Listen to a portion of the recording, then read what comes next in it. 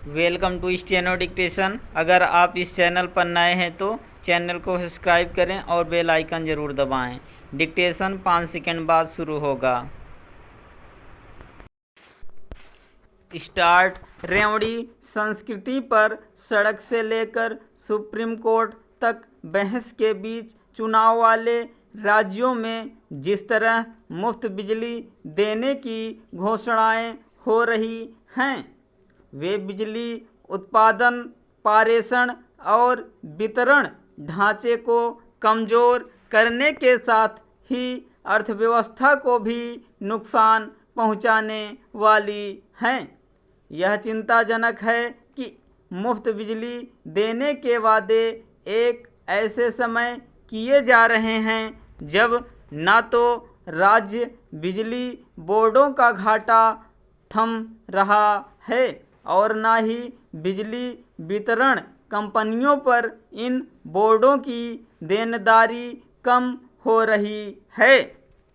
इस स्थिति के बाद भी इसमें संदेह है कि उन राजनीतिक दलों पर कोई असर पड़ेगा जो चुनावी लाभ हासिल करने के लिए मुफ्त बिजली देने के वादे करने में लगे हुए हैं।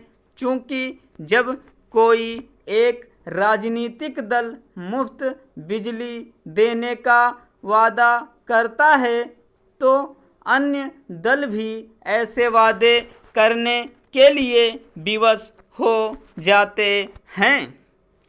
इसके अतिरिक्त अन्य राज्यों में भी मुफ्त या रियायती बिजली देने की मांग होने लगती है। पिछले दिनों तो तेलंगाना के मुख्यमंत्री के चंद्रशेखर राव ने यह घोषणा कर दी कि यदि 2024 में गैर भाजपा सरकार बनी तो देश भर के किसानों को बिजली के साथ पानी भी मुफ्त दिया जाएगा। हालांकि अभी विपक्षी एकता का अता पता नहीं है, लेकिन चंद्रशेखर राव की घोषणा यही इंगित करती है कि आगामी विधानसभा और लोकसभा चुनावों में मुफ्त बिजली देने पर और जोर दिया जाएगा। समस्या केवल यह नहीं कि एक के बाद एक राजनीतिक दल मुफ्त बिजली देने का वादा करने में लगे हुए हैं, बल्कि यह भी है कि वे इसके औचित्य को इसके बाद भी सही ठहराने में लगे हुए हैं कि इससे बिजली बोर्डों की हालत और अधिक खस्ताहाल हो रही है। निःसंदेह निर्धन वंचित वर्गों को रियायती मूल्य पर बिजली देना समझ आता है, लेकिन इसका कोई औचित्य नहीं कि सक्षम लोगों को भी लागत से कम मूल्य पर या फिर मुफ्त बिजली दी जाए। जब भी कहीं मुफ्त बिजली दी जाती है तो उसका दुरुपयोग शुरू हो जाता है। अक्सर यह बिजली चोरी या फिर घरेलू बिजली के व्यावसायिक इस्तेमाल के रूप में सामने आता है।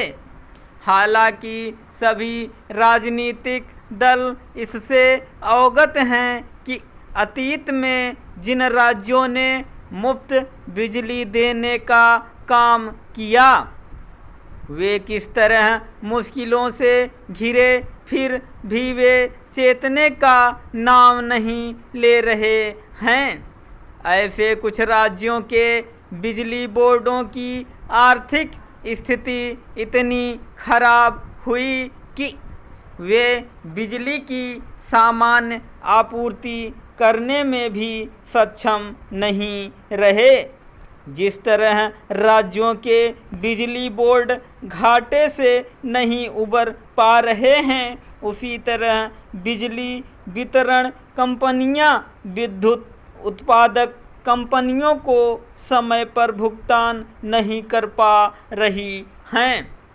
एक आंकड़े के अनुसार बिजली वितरण कंपनियों की देनदारी 1 लाख करोड़ रुपए से अधिक है। स्टॉप।